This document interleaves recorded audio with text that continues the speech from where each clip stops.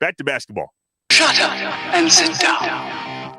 We are back inside Wisconsin. Trevor Thomas, John Anderson, Wisconsin basketball head coach Greg Gard, and UW-Platteville head coach Jeff Gard, the Gards inside Wisconsin. All right, guys, so inside Wisconsin, per John and I, is all about the people, the stories, and the Statriotism of America's Dairyland. We love us, and we can't get enough of us, right? So let's start with Greg on this one. Greg, you really haven't left the state. I know Jeff spent a little time out of the state, but Greg, you haven't left. Am I right? What does Wisconsin mean to you as the place that you grew up and continue to make your career?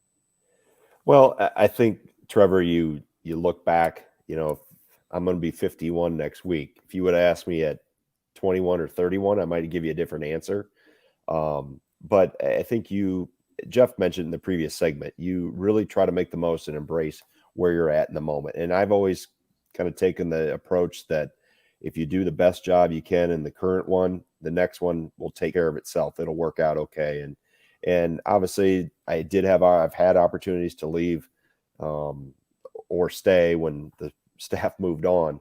And it got to a point where, being in the state was the best option as I laid everything out and staying on the path that I was on. I never had a goal that I had to be a head coach by 40 or had to be at this level by 35 or anything like that. It was just, let's make the most of this year and this team and try to help them become the best they can be.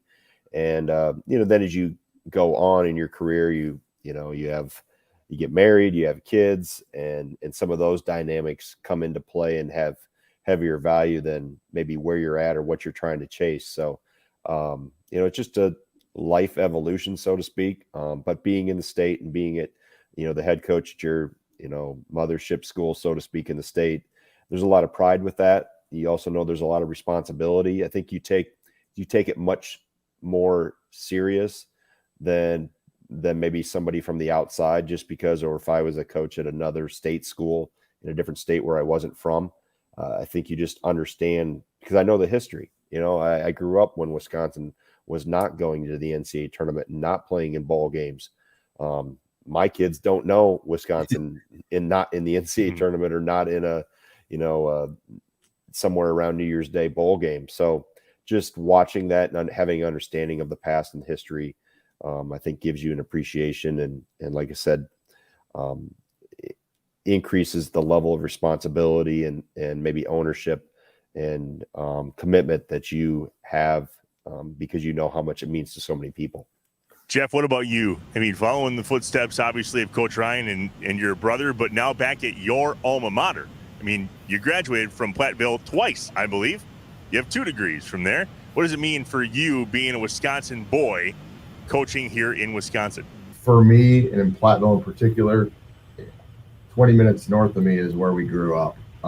So I remember at the young age of coming down here and sitting in the stands across from where I stand today, and cheering these guys on and seeing Greg kind of go through the actions and then obviously also coming back and being a part of the summer camps. And this is what you did in the summertime as well. You went to Platteville basketball camps, you went to Platteville football camps. So it was kind of entrenched in you. Being in Platteville, it's just, again, it's that family atmosphere. It's not just Platteville, it's Southwest Wisconsin, and really kind of expanded to the tri-state area of Iowa and Illinois as well. For me to be able to stay here, it's just the connections that have evolved over the time and more of the relationships of really kind of building the family and expanding it all out. But like I said earlier, there's been opportunities, but you look at those other opportunities, the grass isn't always greener on the other side. And having my wife and my 2 kids be able to grow up in this area, she's originally from the area as well. And then mom is, 20 minutes north of us. So it's easy for me to get up there and spend some time with her as well. If my mom was 20 minutes from me, I don't know that would necessarily work, but I'm glad it does for y'all. Jeff, it seems I tried to figure out the math a little bit with Greg, but it seems like for basically better part of 30 some odd years, there's been a Gard there at Platteville. And if you go back to Bo, I realize everybody's always trying to do what they do and make their legacy and their thing. But do you feel at some point too that you're kind of the protector of the Gard bow something there at Platteville? Well, there's always been a Gard here. They just spelt it differently. Yeah, sure. No. Yes and no, maybe to your answer or your question. I've just embraced the opportunity to be here, knowing that this was such a special place for me. And like I said earlier, is watching it, when I was growing up and just kind of seeing it. And heck, I remember in grade school, we had to write a paper about somebody famous. And, I've got all the friends they're writing about Montana and they're writing about Jordan and whoever. My paper was about Bo Ryan. And at that time, there wasn't books out on him. I mean, the only book that I could read was How to Run the Swing Offense. So maybe that's why we run the swing down here. But no, I don't want to say it's the protector, or it's just I was fortunate enough to be in the right spot at the right time. But then now it's taking pride in what is going on here, knowing what this program means to this community and to Southwest Wisconsin. I was reading some articles in prep for this too, and found one where, Jeff, you talk about how you want your kids to view your players like their big brothers. And so I'm curious to know your philosophies and how you protect your program like family. Greg, we talked a little bit to Bo about some of the things that have gone down in your program, and boy, did he have your back. And I know that you got your guys' back. When things happen, how do you treat your guys like family? What do you do? Well, I think you help them just like you would help any family member. You're honest with them. You point out the pros and the cons. You communicate. But there is a time too when, because our guys specifically, they live in such a fishbowl. I always tell them they're the most recognizable athletes on campus because we don't wear helmets when we play. So they know exactly who Brad Davis and Johnny Davis, Chucky Hepburn are, Stephen Crowell. So we have to, obviously you want to make sure you're carrying yourself the right way. And, I talk about giving it the grandma test. If you don't want grandma to read about it in the newspaper tomorrow, it's probably not a good idea to do it. So just it's common sense, really. It's nothing magical. I think it's just do the right things and treat people the right way. But because they are in such a fishbowl, there are times I found myself where I've got to get a little more, I would say, outwardly spoken to protect some guys. And if I have to go on the offensive a little bit, I'm not afraid to do that because I know these guys very well. And if there's always going to be opinions. There's always going to be criticism. That's the world we live in. We are a very popular, team to follow and to watch and a very passionate fan base. But when they start to cross that line and attack the person, then that's where I have to make sure I step in and, call what's wrong. So you just, like I said, anything you do for your regular family here at my house, I would do for my guys, and you make sure that they know that I tell them that all the time. So there's no ambiguity on where coach stands with things. And if coach ever he may get after you in practice, but when push comes to shove, they know that I'm in their corner.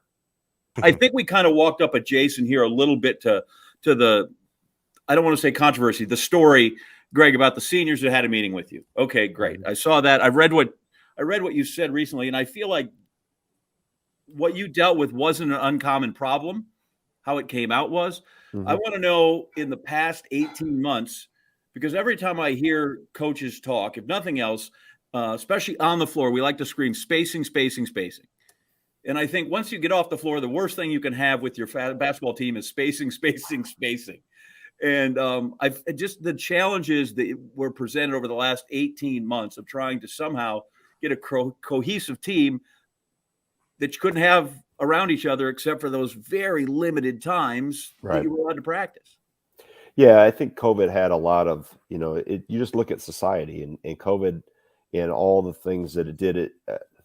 in addition to actually having the virus itself, how it impacted society. And this, even though we had to follow protocols and those things to remain safe, it had a detrimental effect in terms of, as you mentioned, trying to develop and grow the chemistry of a team. And we're at Wisconsin, as in the other places we've coached, we're very dependent on that, and we really want to be, the whole is greater than the sum of the parts, so to speak.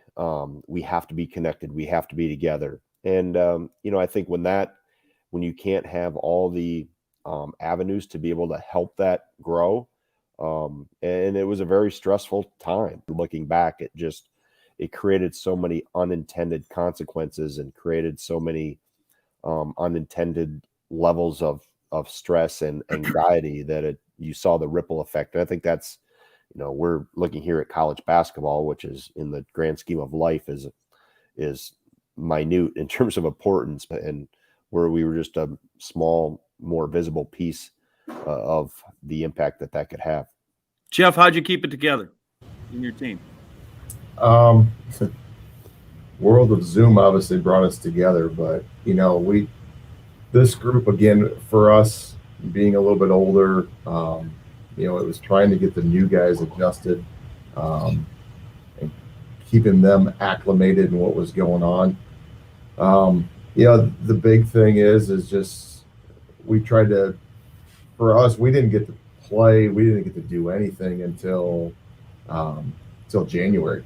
And then we finally got their guys to be able to come back together, and we were doing pod workouts for a while, and then got shut down for a couple of weeks, which worked out fine. It was right before Thanksgiving, so our guys got a little extra time with the family and then get them back. But I think the big thing is just always trying to communicate with them, different things that we could do to keep the team connected. All right, we're back to wrap it up with the Guards in just a bit. We are Inside Wisconsin.